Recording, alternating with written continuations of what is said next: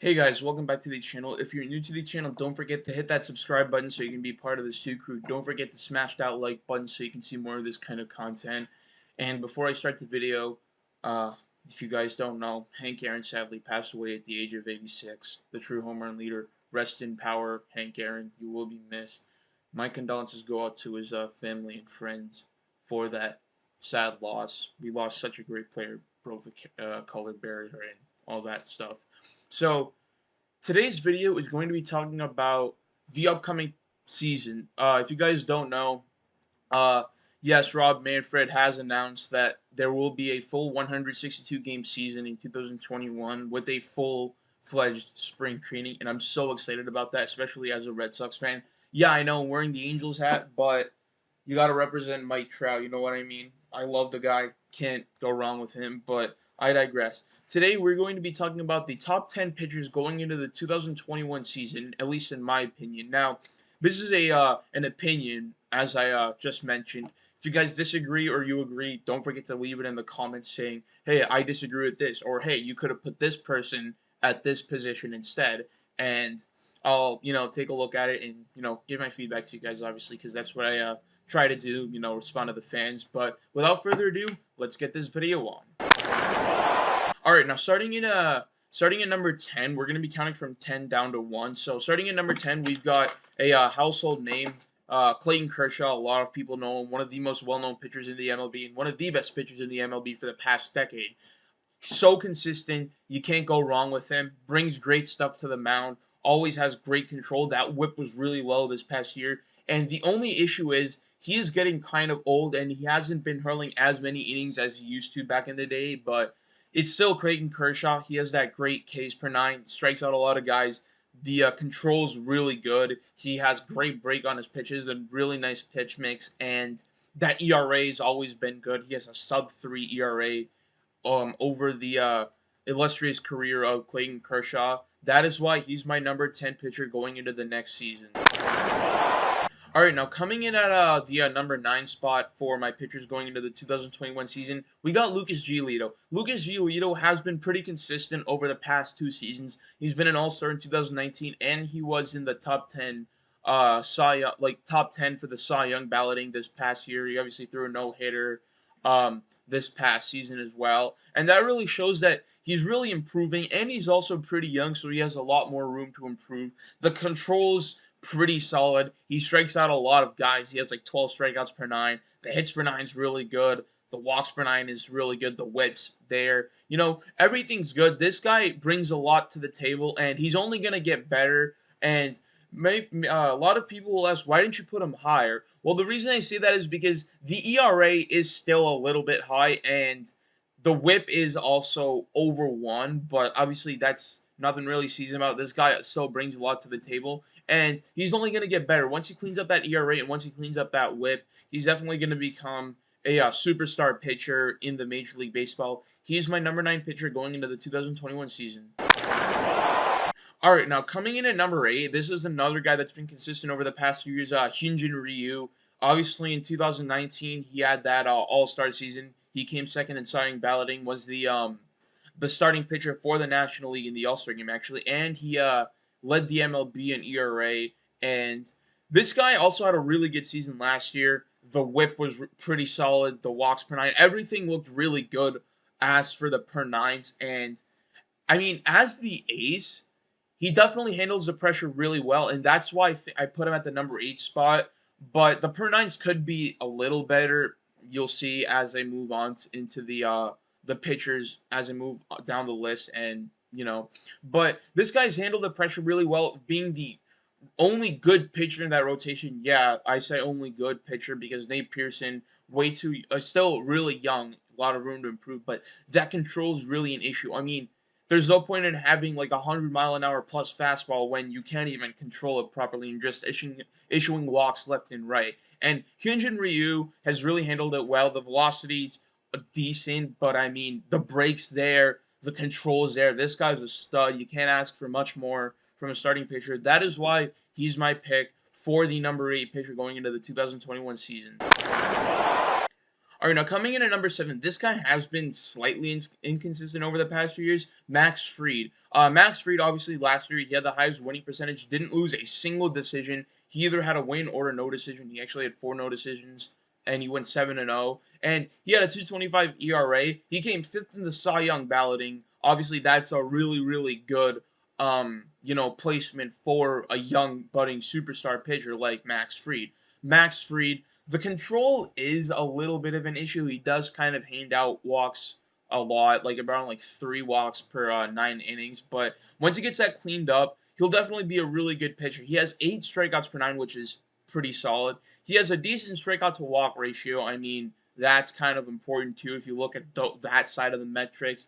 But this guy, he's definitely going to be a superstar because he has a lot of room to improve. He's super young. He definitely has time to learn from Charlie Morton, who the Braves actually signed this offseason. Charlie Morton can definitely teach Max Fried a thing or two about being a good pitcher with good control and that kind of stuff. Once he cleans up that control issue that he has, he'll definitely be a Cy Young caliber pitcher, and that is why he's my number 7 pitcher going into the 2021 season. All right, now moving on to number 6, we got Yu Darvish. Yu Darvish, another household name. Great strikeouts.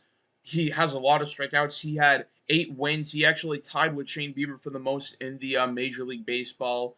And the walks per 9, his control is phenomenal. Like, if you watched him pitch, he dots up pitchers left and right, up and down. The guy's a stud. But the reason I put him at 6 was because there's so many other great pitchers that have more potential than Yu Darvish. Yu Darvish is still in his prime, but there are other young pitchers that are just entering their prime and they're already like superstars. You'll see later on in the list, but this guy brings a lot to the table for San Diego. He could emerge as their true ace. Sorry, Blake Snell, but Yu Darvish, I think, is the best pitcher in that Padres rotation, and he can definitely handle the pressure of being the ace of that starting rotation, even though there are a bunch of other good pitchers in that rotation. Yu Darvish, great pitcher. You can't really say much more about him. Yu Darvish, that's why he's my number 6 pitcher going into the 2021 season.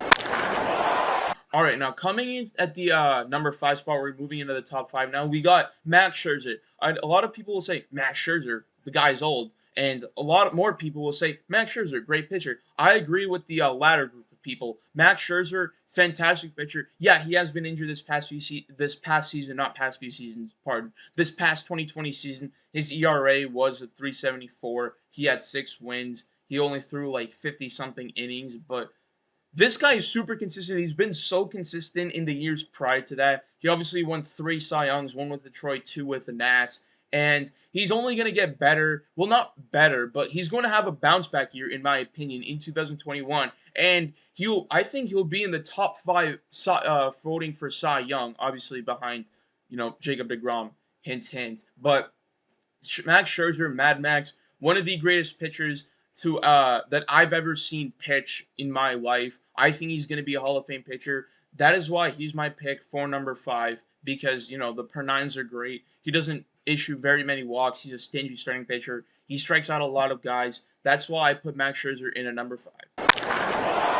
All right, coming in at number 4, we got the reigning National League Cy Young winner, Trevor Bauer. And a lot of people will disagree with me on this one because why I put Trevor Bauer so high. Why did you put Trevor Bauer so high? Because he had a terrific season, had the best hits per 9 in the MLB, had the best ERA in the National League. This guy's a stud. You couldn't ask for more. He's only going to get better. I think if he brings that consistency, if he carries that momentum from 2020 going into the 2021 season, he'll definitely be in the race for the Cy Young award for the National League. And the reason I say that a lot of people may disagree with me on this one is because the only other good season he had was with Cleveland back in 2018, where he finished top 10 in the Cy Young voting. I believe 7th, but I'm not sure. Don't quote me on that. But he did finish top 10, and he came 15th in the MVP voting. And other than that, he hasn't really been good. He has like kind of high ERAs. That ERA is kind of bloated. He does allow a lot of hits. That control issue has been there in the past for him, but this year he really got it. He really improved, and he won the Cy Young. He made a name for himself. Wherever he goes, I think he'll bring a lot to the table. And if he definitely keeps the consistency going into the next season, this upcoming season, he'll definitely be a Cy Young caliber pitcher. That is why Trevor Bauer is my number 4 pitcher going into 2021. All right, now here we are coming in at number 3, the top 3. We got a guy in the Bronx, Garrett Cole. Garrett Cole really cleaned up his stuff last year. I mean, he started off kind of rough. He had a 4.28 ERA in the first 2 starts he had, but after that, he's really started to pick it up. He had a fantastic season. He struck out a lot of guys. He did allow a lot of home runs per nine, like 1.7. That's the only issue he really has. The control's there. The whip is there. You know, the strikeout per nine, the strikeout to walk ratio's there. And then, other than that, you can't really ask for much more. This guy has great velocity, great break, a great pitch mix. All of that stuff, combine it together, and you get a fantastic Cy Young caliber pitcher. He definitely will win a Cy Young later on in his career, in my opinion, provided he keeps the consistency and he cleans up the amount of home runs he allows. Yeah, so that's why Garrett Cole is my number 3 pitcher going into the 2021 season. All right, now coming in at number 2, we got the reigning American League Cy Young winner, Shane Bieber. And a lot of people say, Shane Bieber, put him at number 1. Well, there's another pitcher at number 1. You'll see who it is. Shane Bieber, again, I can't really say much about him. The guy's a stud. He has struck out a lot of people. He had the most strikeouts in the MLB. He had the most wins in the MLB, tied with Darvish. He also had a really good whip. The whip was insane. He didn't allow very many hits. His control's really, really good. I mean, you see that in the whip and the walks per nine. It's fantastic. And he's also definitely really handled the pressure of being the only good pitcher in that rotation, especially after they traded Carrasco and Mike Clevinger away. They really don't have anyone left in that rotation. That's why I think Shane Bieber has such good potential. He's going to be the number 2 pitcher into 2021 because he can handle the pressure of being an ace and kind of lead the younger guys that are going to be called up soon. Just teach them a thing or two about what it's like to be an MLB pitcher. He definitely has that potential, and I think he's definitely going to get a lot better. He's definitely going to win a few more Cy Youngs. And he has been consistent in 2019 and 2020. Obviously, in 2019, he won All-Star Game MVP, and he came 4th in Cy Young balloting. This past year, you all know, he's all MLB first team and won Cy Young. So, Shane Bieber, number 2 pitcher going into 2021. Number 1 pitcher, 2021, Jacob deGrom. What else can I say? I mean, the guy's a living legend. I mean, he has terrific ERA, has a 40-something career ERA, which is insane. Sorry, 2.61. I just remembered that, but I digress. He strikes out a lot of people.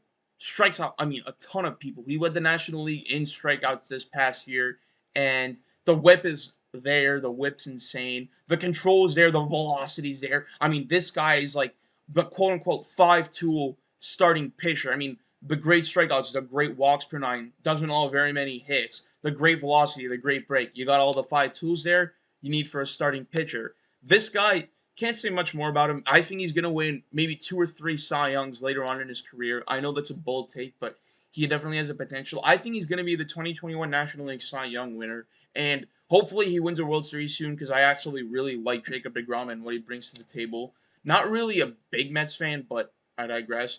Jacob deGrom, best pitcher in the MLB. Anyways, that is the top 10 list for pitchers going into 2021. I hope you guys enjoyed the video. Again, don't forget to subscribe and hit the like button so you can see more of this kind of stuff. Don't forget to click on the bell icon so you can get push notifications on when I upload my videos and stuff. Anyways, this is Sid signing off.